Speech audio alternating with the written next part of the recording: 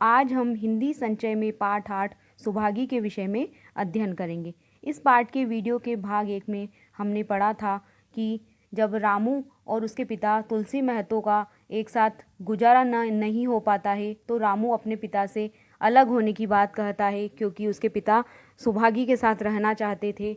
तो वह अपने पिता से अलग होने की बात कहता है तो तुलसी महतो अगले ही दिन पांचों और सज्जन सिंह को इकट्ठा करके घर का बंटवारा करते हैं।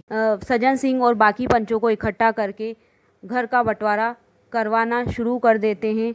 उसके बाद जैसे ही वो घर का बंटवारा करवा रहे होते हैं तो अचानक सुभागी आकर बोलती है, दादा यह सब मेरे ही कारण हो रहा है, मुझे क्यों नहीं अलग कर देते। यानी वो बोलती है कि ये सारा बंटवारा मेरे ही कारण हो रहा है, तो क्यों नहीं मुझे अलग कर दिया जाए। मैं मेहनत मजदूरी करके अपना पेट पाल लूँगी, यानी मैं मेहनत करके अपना जीवन गुजार लूँगी, अपने से जो कुछ बन पड़ेगा तुम्हारी सेवा करती रहूँगी। यानी उसके पिता से बोलती है वो कि मुझसे जो भी होगा मैं आपकी सेवा फिर भी करती रहूँगी अलग होने के बाद भी, पर मैं अलग ही रहूँगी।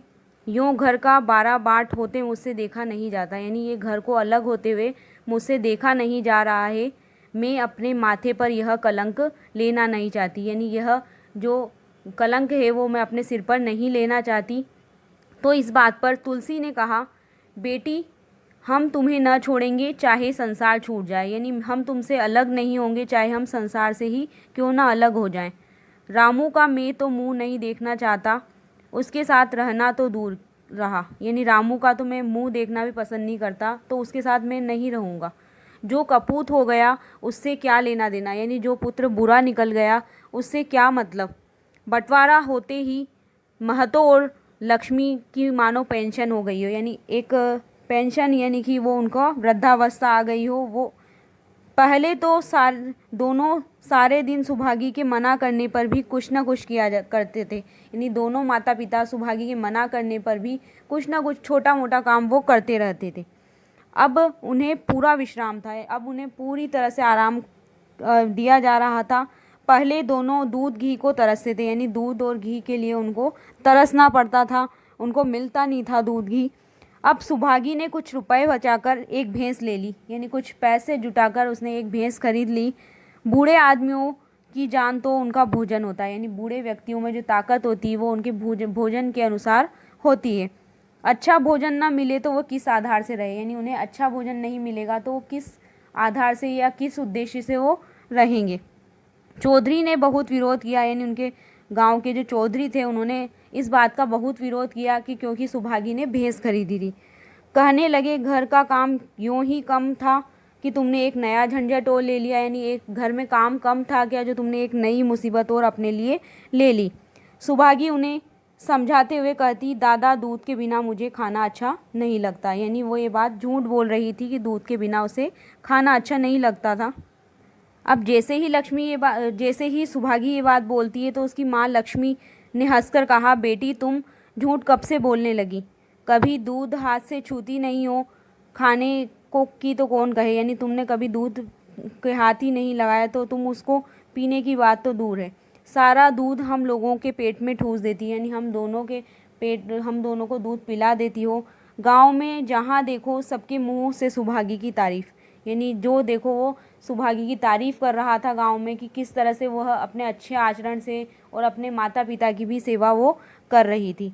लड़की नहीं देवी है, यानी वो लड़की नहीं एक देवी के समान है, 2 मर्दों का काम भी करती है, यानी 2 व्यक्तियों का काम वो अकेले ही कर रही है। उस पर माँ बाप की सेवा भी की जाती है और अपने माता पिता की सेवा भी वह कर रही है।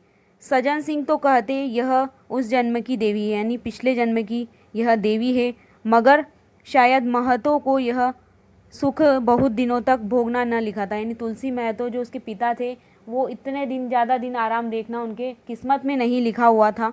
7-8 दिन से महतो का ज्वर चढ़ा हुआ था, ज्वर मतलब होता है बुखार। 7-8 दिन से तुलसी महतो को तेज बुखार आ गया, देह पर कपड़े का तार भी नहीं रहने देते, यानी अपने शरीर पर एक थोड़ा सा भी कपड़ा वो अपने शरीर पर नहीं रखते थे, क्योंकि उनका शरीर बहुत तेज गर्म हो रहा था, गर्मी के कारण वो शरीर पर कपड़े नहीं पहनते थे। लक्ष्मी पास बैठी रो रही थी, यानी उसकी पत्नी पास में बैठी हुई रो रही थी। सुभागी जो कि उनकी बेटी थी वो पास में पानी लेकर खड़ी हुई थी। अभी एक क्षण पहले महतो ने पानी मांगा था, यानी थोड़ी ही देर पहले उन्होंने पानी मांगा था। जब तक वह पानी लाए तब तक उनके हाथ पैर ठंडे हो गए थे, यानी जब तक सुभागी पानी लेकर आई थी तब तक उसके हाथ पैर ठंडे हो चुके थे। सुभागी उनकी यह दशा देखते ही रामू के घर गई, यानी अपने भाई को बुलाने के लिए वो गई कि और बोली, भैया चलो देखो आज दादा न जाने कैसे हुए जाते हैं, यानी आज हमारे पिता की तबीयत ख़राब है, पता नहीं क्या उनको हो रहा है। 7 दिन से ज्वर नहीं उतरा, यानी 7 दिनों से उन्हें बुखार आ रहा है, वो अभी तक नहीं उतरा है। रामू ने चारपाई पर लेटे लेटे कहा, मैं क्या हकीम डॉक्टर हूँ, यानी कि मैं डॉक्टर या वैद्य हूँ जो देखने चलूँ। जब तक अच्छे थे तब तक तो तुम उनके गले का हार बनी हुई थी, यानी जब तक वो उनकी तबीयत ठीक थी तब तक तो तुम उनके गले का हार बनी हुई थी, यानी उनको बहुत प्रिय थी। अब जब मरने आए लगे हैं तो मुझे बुलाने आई हो, यानी अब उनका अंतिम समय नज़दीक है तो तुम मुझे बुलाने के लिए आई हो। और जब सुभागी रामू को बुलाने आई तो उसी वक्त उसकी पत्नी अंदर से बाहर निकल कर आई और सुभागी से पूछा, दादा को क्या हुआ है दीदी। सुभागी के पहले रामू बोल उठा, यानी सुभागी कुछ उत्तर देती उससे पहले रामू बोल गया कि अभी कोई मरे थोड़ी जाते हैं, यानी अभी अंतिम समय थोड़ी नज़दीक है उनका। सुभागी ने फिर उससे कहा, कुछ ना कहा, सीधे सज्जन सिंह के पास गई। अब सुभागी रामू के पास से चली जाती है और वह सीधी सज्जन सिंह को बुलाने जाती है। उसके जाने के बाद रामू हंसकर स्त्री से बोला, यानी अपनी पत्नी से वो बोलता है। जैसे ही उसकी बहन वहाँ से चली जाती है तो वो अपनी पत्नी से कहता है कि त्रिया चरित्र इसे ही कहते हैं, यानी स्त्री का जो आचरण होता है वो इसे ही कहते हैं। अब रामू की पत्नी बोलती है, इसमें त्रिया चरित्र की कौन सी बात है, यानी इसमें स्त्री के आचरण की कौन सी बात है। तुम चले क्यों नहीं जाते, यानी तुम अपने पिता से मिलने के लिए क्यों नहीं चले जाते, उनका अंतिम समय नज़दीक है। रामू बोलता है, मैं नहीं जाने का, यानी मैं वहाँ नहीं जाऊँगा। जैसे उसे लेकर अलग हुए थे वैसे उसे लेकर रहें, मर भी जाएं तो न जाएं, यानी जिस तरह से उन्होंने अपनी बेटी को अपनाया था और हमें अलग किया था उसी तरह से अभी अंतिम समय में भी अपनी बेटी को लेकर ही वो रहें, और मर भी जाएंगे तो भी मैं वहाँ उनसे मिलने नहीं जाऊँगा। ऐसा जवाब वह अपनी पत्नी को देता है। रामू की पत्नी हंसकर बोलती है, मर जाएंगे तो आग देने तो जाओगे, यानी कि तुम्हारे पिता मर जाएंगे तो तुम अंतिम क्रिया करने तो जाओगे, उन्हें आग देने तो जाओगे, तब कहाँ भागोगे। तो रामू बोलता है, कभी नहीं, सब कुछ उनकी प्यारी सुभागी कर देगी, यानी उनकी जो प्यारी बेटी है वो सारा काम, सारा क्रियाक्रम वो कर देगी।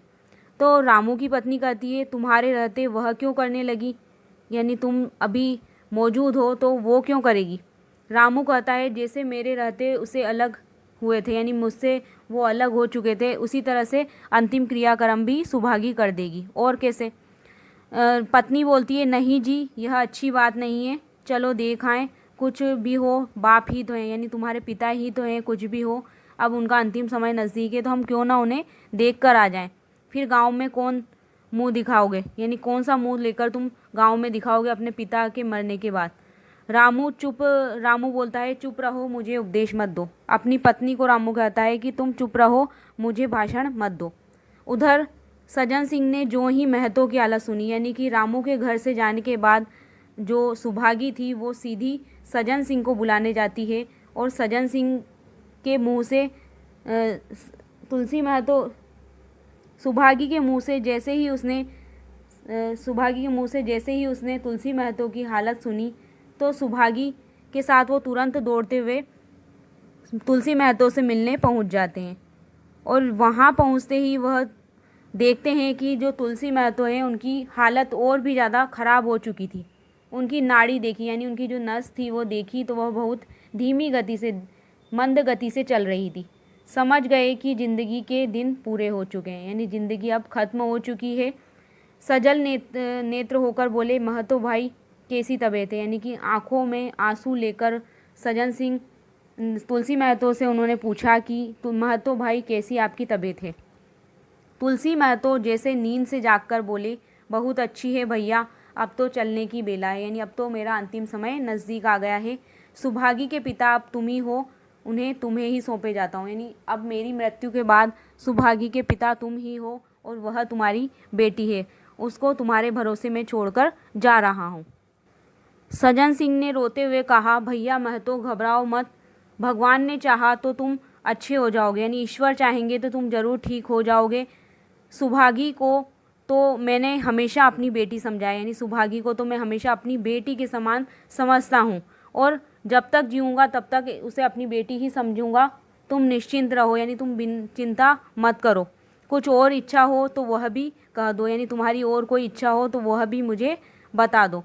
महतो ने विनीत नेत्रों से देखकर कहा, और नहीं कहूँगा भैया, यानी सज्जन सिंह ने नम्र आँखों से देखा और कि इसके अलावा मुझे और कुछ नहीं चाहिए। भगवान तुम्हें सदा सुखी रखे, यानी ईश्वर तुम्हें हमेशा खुश रखे और सुखी रखे। सज्जन सिंह रामू को बुलाकर लाता है, यानी अब सज्जन सिंह बोलते हैं कि क्यों ना मैं रामू को बुलाकर लाता हूँ, उससे जो भी भूल चूक हुई हो, जो भी गलती हुई हो, तुम अंतिम समय में उसे क्षमा कर देना। तो तुलसी महतो कहते हैं, नहीं भैया, उस पापी का मुंह मैं देखना भी नहीं चाहता, यानी उस दुष्ट का मुंह मैं देखना भी नहीं चाहता अपनी अंतिम समय में। ऐसा कहकर तुलसी महतो की मृत्यु हो जाती है और वो वहीं पर अपने प्राण त्याग देते हैं। इसके आगे की घटना हम इस पार्ट के वीडियो के भाग 3 में पढ़ेंगे। धन्यवाद।